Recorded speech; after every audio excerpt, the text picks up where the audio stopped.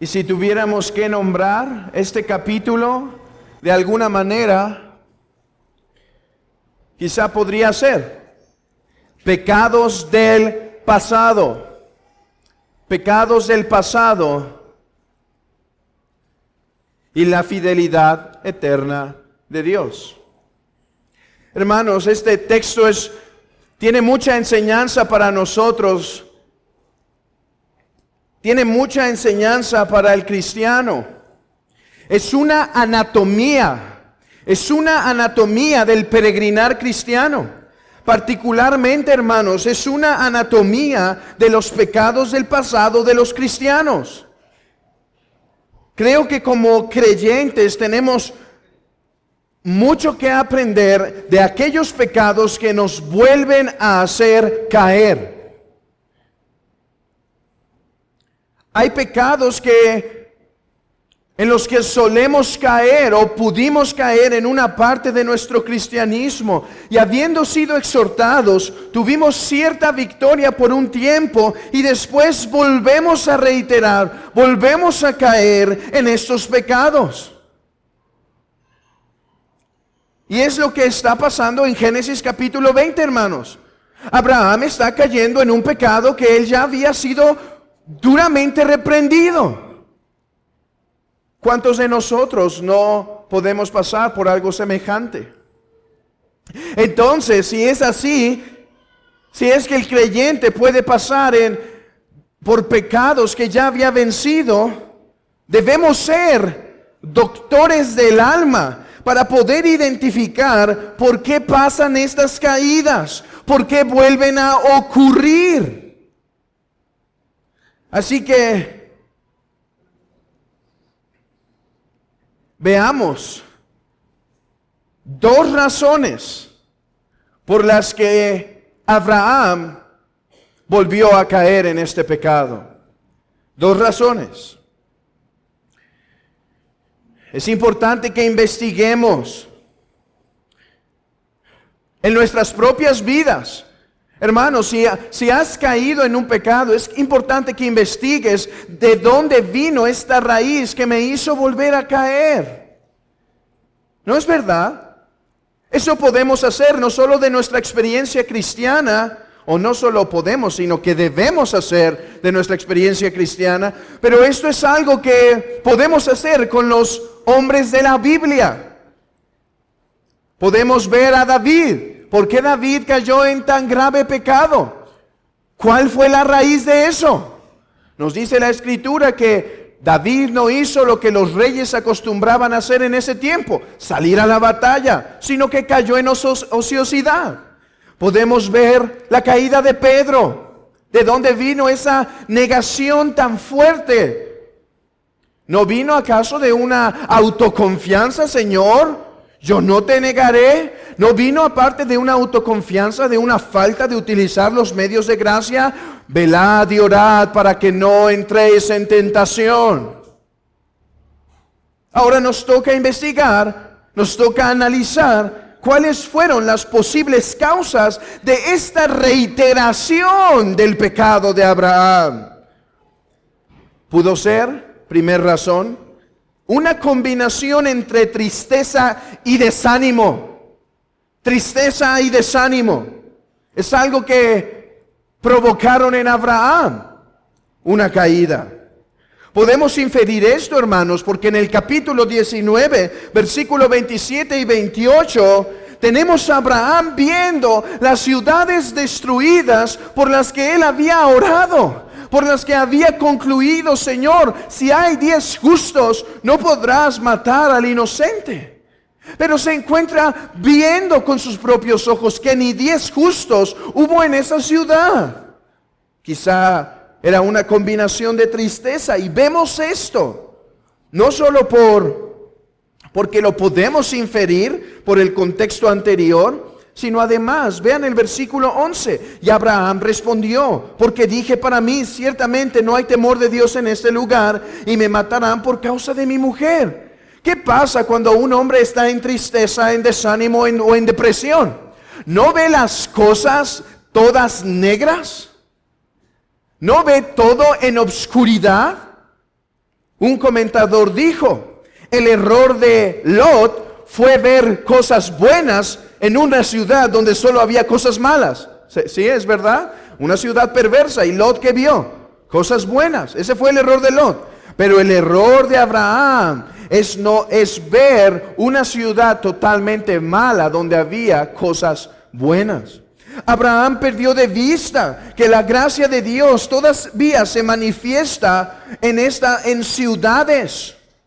Y estas personas, hermanos, no eran como Abraham pensaba. ¿Cómo pensaba que Abraham era esta ciudad? Malvada, no había temor de Dios. Pero tenemos lo contrario, una ciudad civilizada, con moralidad, respetuosa, contrario a los sodomitas. Pero es que algo común cuando una persona está en tristeza y en desánimo es que suele ver las cosas en obscuridad. Y eso nos puede llevar a caer en el pecado. El desánimo es algo que Satanás usa para meterse en los corazones, para tentar. Porque llega a decir en su corazón, si tal es la condición del hombre, mejor le es pecar. Esa pudo ser una razón. Otra razón que lo llevó a pecar, en un pecado que ya había sido reprendido, fue la incredulidad. Fue la incredulidad nuevamente. Abraham acaba de ser reprendido por su desconfianza. Abraham ha recibido las promesas. Abraham ha tenido una comunión íntima con Dios. Y sin embargo, ahora vuelve a dudar del Señor. Y se pregunta en su corazón, quizá, ¿tendremos la protección de Dios o tendremos que usar nuestras artimañas para defendernos? ¿Confiaremos en el Señor? Ahora, es muy fácil aquí poner nuestro dedo rápido y decir, Abraham estaba mal, Abraham hizo las cosas mal. Pero hermanos, ¿cuántas veces nosotros como cristianos no caemos en cosas semejantes? Decimos, la oración tiene poder y el Señor contesta. Pero cuando estamos en dificultad, no es la oración el primer medio que recurrimos, quizá es el brazo de la carne. Creemos y decimos, Dios es soberano, todo está bajo su control, pero pasa algo y somos choqueados, somos desanimados. ¿O cuántas veces no decimos, el Evangelio tiene poder para salvación, y cerramos nuestra boca en una oportunidad que tenemos para predicar el Evangelio? Hermanos, nuestro deber como cristianos es buscar vivir la doctrina que se nos expone en las Escrituras. Estas son al menos dos razones que pudieron llevar a Abraham y que nos pueden llevar a nosotros, hermanos, a caer en el pecado, en desconfiar en las promesas de Dios.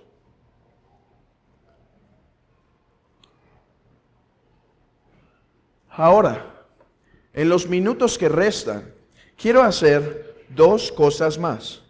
Brevemente mostrar la gravedad de los pecados del pasado. La gravedad de los pecados del pasado. Y en segundo lugar, quiero mostrar que hay dos caminos que nos llevan a Cristo en Génesis 20. Pero vayamos rápidamente a la gravedad de los pecados pasados. Hermanos, todo pecado es grave. Todo pecado es grave. Pero cuánto más aquel del cual ya hemos sido advertidos. ¿Cuánto más de aquel que ya hemos sido confrontados? ¿Cuánto más de aquel del cual Dios ya nos ha dado la gracia por un tiempo para vencer? Si todo pecado es grave, ¿cuántos más en aquellos que reiteramos? ¿No es verdad? Veamos cuatro cosas que muestran la gravedad del pecado de Abraham. Uno, fue algo que ya había sido reprendido por el mismo Dios. Hermano, cuando seas tentado con un pecado del pasado, recuerda la gravedad de que ya no pecas por ignorancia, sino con todo entendimiento y sabiendo todas las consecuencias que este pecado traerá, y aún así, deliberadamente, pones tu corazón para este pecado. Es muy grave los pecados del pasado. En segundo lugar, en estos pecados en los que reiteramos, mostramos un mayor endurecimiento de corazón. Ve el versículo 12 y 13. Y a la verdad también es mi hermana, hija de mi padre, mas no hija de mi madre, y la tomé por mujer. Y cuando Dios me hizo salir errante de la casa de mi padre, yo le dije, esta es la merced que tú harás conmigo, que en todos los lugares a donde lleguemos digas de mí, mi hermano es. Vean eso, hermanos.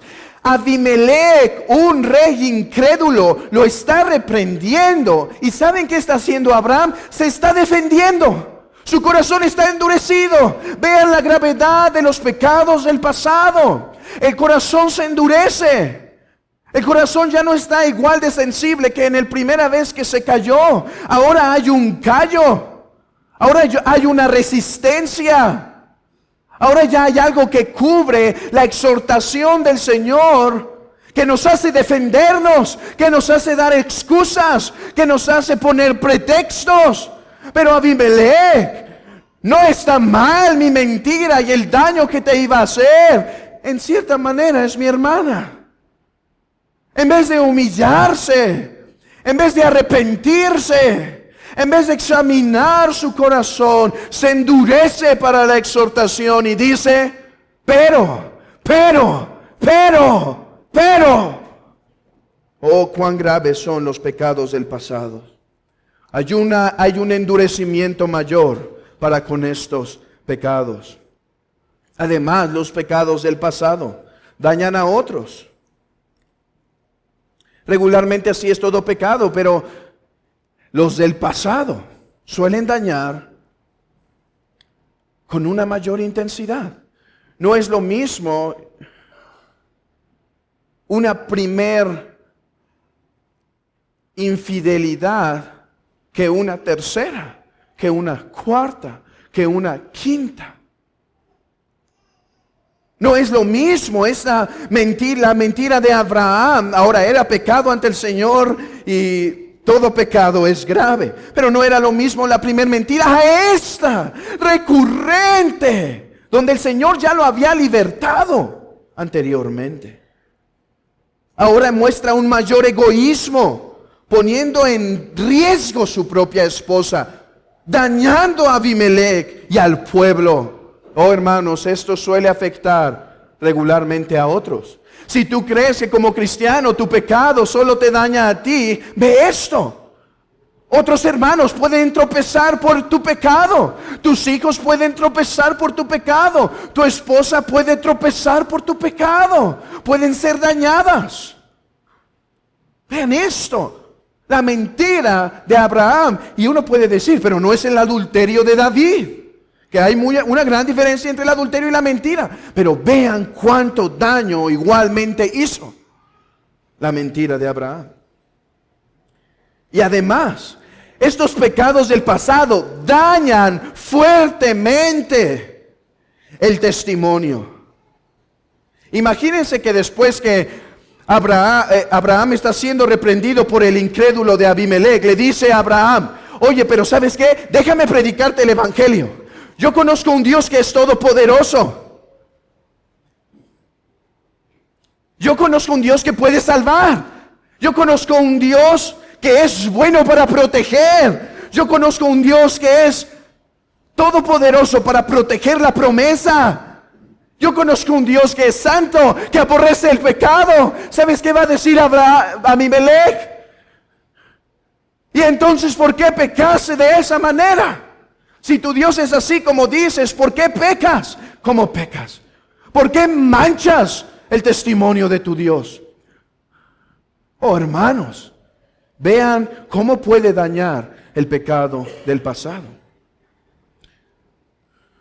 Cuando el hijo dice, pero ¿no te había dado Dios ya victoria, Padre? ¿Pero no es Dios todopoderoso para fortalecerte en esto? ¿Pero no son los medios de gracia en el poder del Espíritu eficaces para guardarte del pecado? Imagínense a Abraham predicando a Abimelech. Hermanos, esto es casi chistoso, pero esto es bastante grave. se mancha el testimonio de Cristo. Espero que esto nos ayude a inspeccionar las fuentes de los pecados pasados en primer lugar. Y hermanos, algo que nos puede hacer retener nuestro pie de caer en pecados pasados es la gravedad de los pecados. Que estas 4 advertencias, el haber sido ya reprendido, el haber experimentado ya la gracia de Dios con ese pecado y volver a caer, el mostrar endurecimiento en estos segundos pecados, el daño a otros y el manchar el testimonio de Cristo, que retenga nuestro pie de caer en estos pecados, que retenga nuestro testimonio. 2 maneras de mirar a Cristo. 2 maneras de mirar a Cristo. Podemos meditar en Cristo como un mejor esposo, ¿no es verdad? Un mejor esposo. Cuán duro debió ser para Sara la actitud de Abraham, donde dijo: prefiero salvar mi pellejo que el tuyo, esposa mía. ¿No esperaba ella lo contrario? ¿No esperaba ella para que su corazón fuese confortado? Esposa mía, si es necesario que yo muera para protegerte, lo haré. Pero hace lo contrario. Si es necesario que mueras para protegerme, muere. Hermanos, vean. Este pecado se parece un poco al de David. David tenía una oveja que era un fiel siervo en el ejército, ¿no es verdad? Y la mató. Abraham pone la vida en riesgo de la oveja. Y aquí es donde podemos mirar a Cristo. Cristo no es uno que pone en riesgo la vida de sus ovejas, ni mata sus ovejas para su beneficio. Cristo es uno que pone la vida por sus ovejas. Cristo es un mejor esposo, donde ve por los intereses de su esposa, donde ve por el beneficio de su esposa, donde derrama su sangre por el bien de su esposa.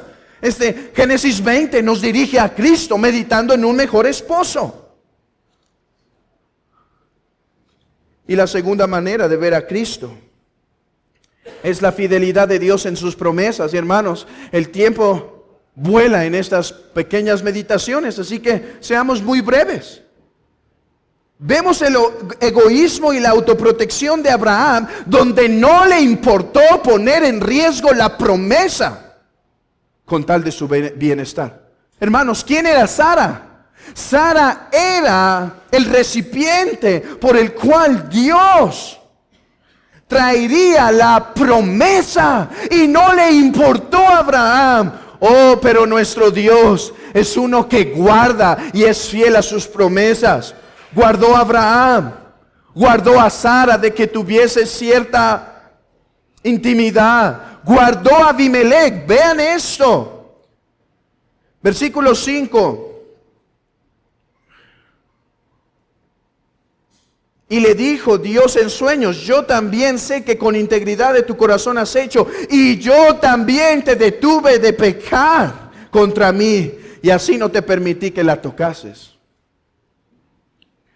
El Señor protege su promesa. Él es fiel a sus promesas.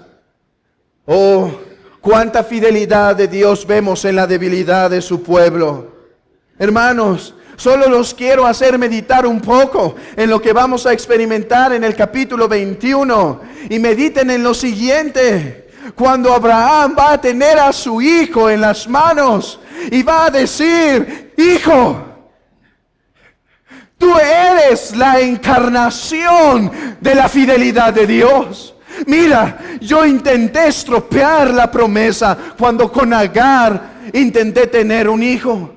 Yo casi arruino esta promesa cuando di a tu mamá a otros reyes para salvarme. Oh, mi hijo, eres la encarnación de la fidelidad de Dios. Eres la manifestación de la fidelidad de Dios, del amor de Dios. Oh, cuán gran Dios tienes, mi hijo amado. Hermanos, ¿no fueron estas las promesas, las palabras que dijo Simeón y Ana en Lucas?